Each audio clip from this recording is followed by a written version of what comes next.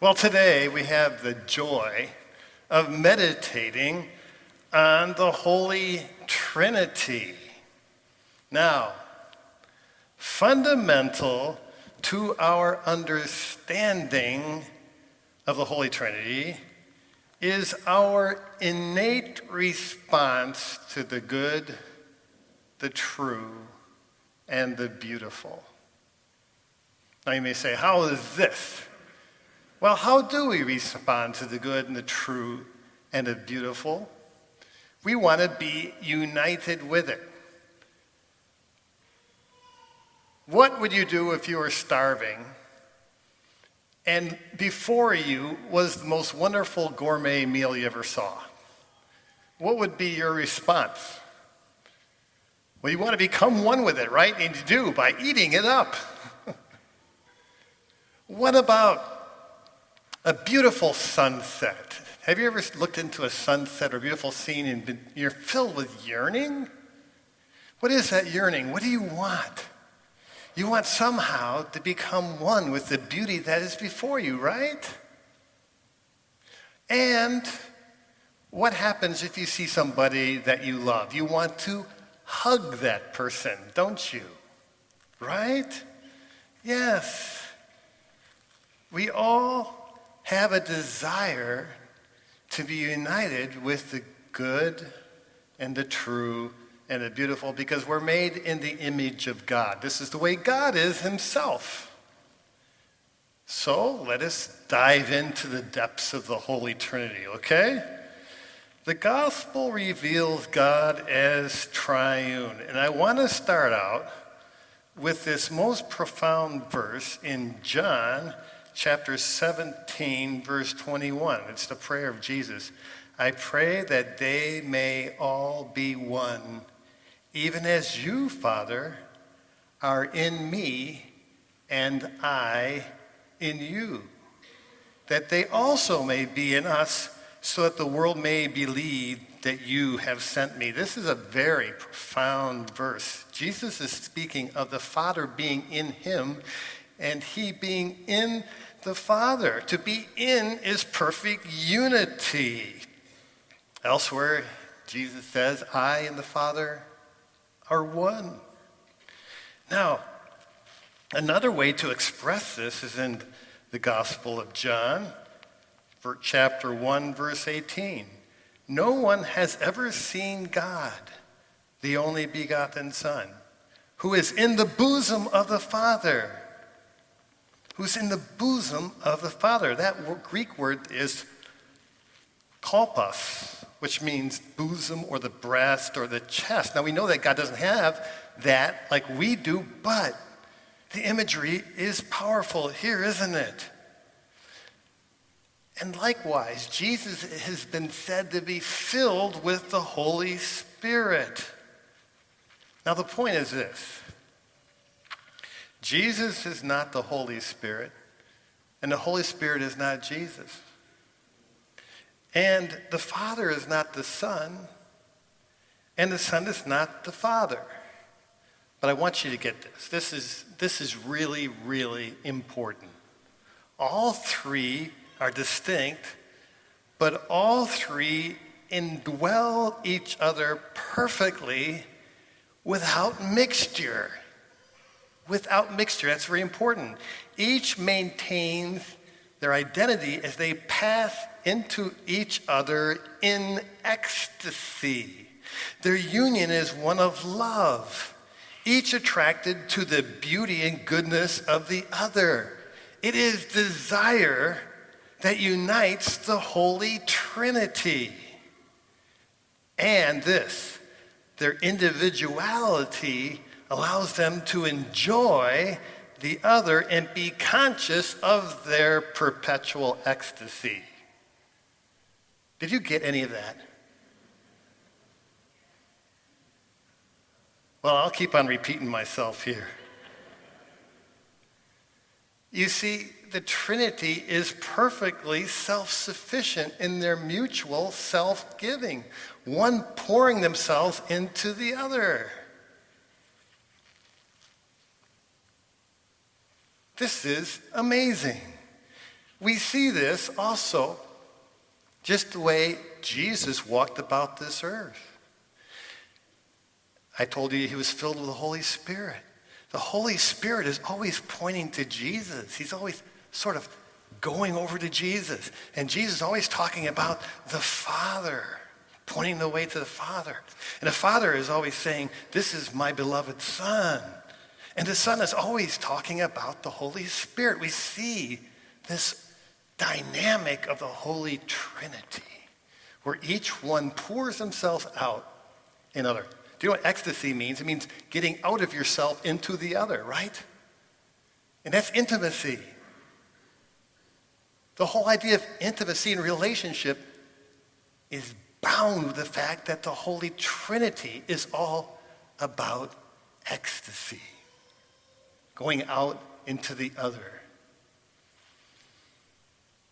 Now that is a meditation. And if you didn't get that, this sermon may be on YouTube, so you can listen over again and meditate on this, because this is very important.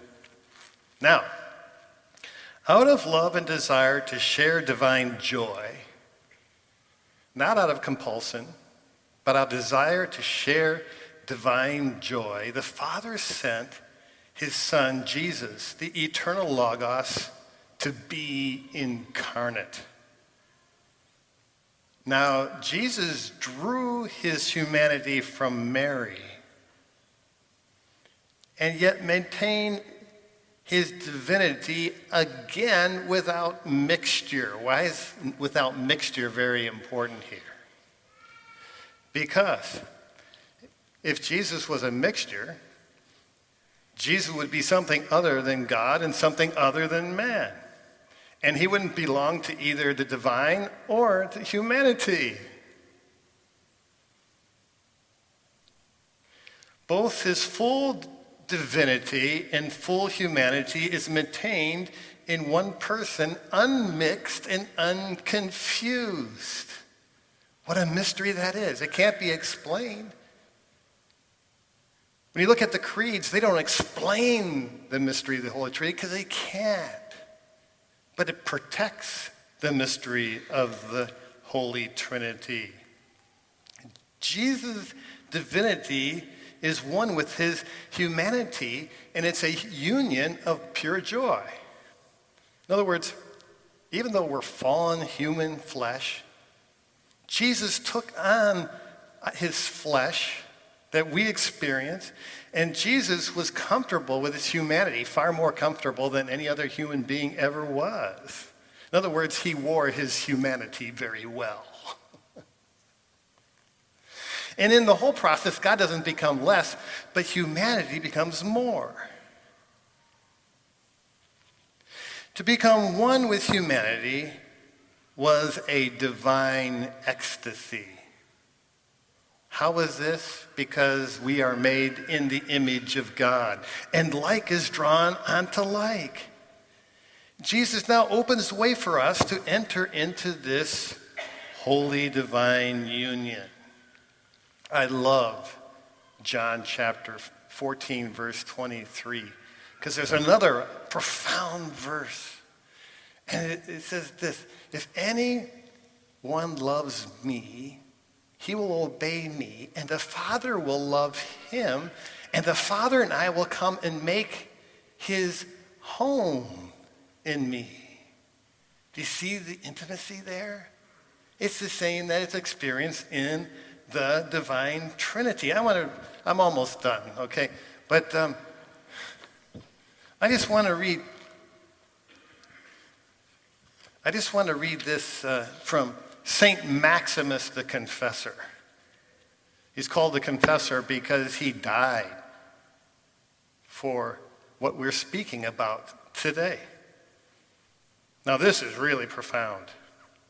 A sure warrant for looking forward with hope to the deification of human nature is provided by the incarnation of God, which makes man God, small g, to the same degree as God himself became man.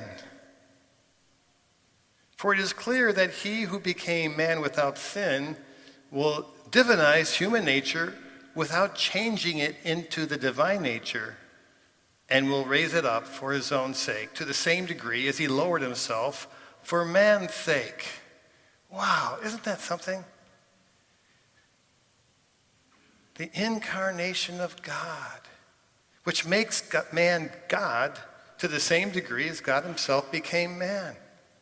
Very, very profound. To understand ourselves, we must understand God's triune nature.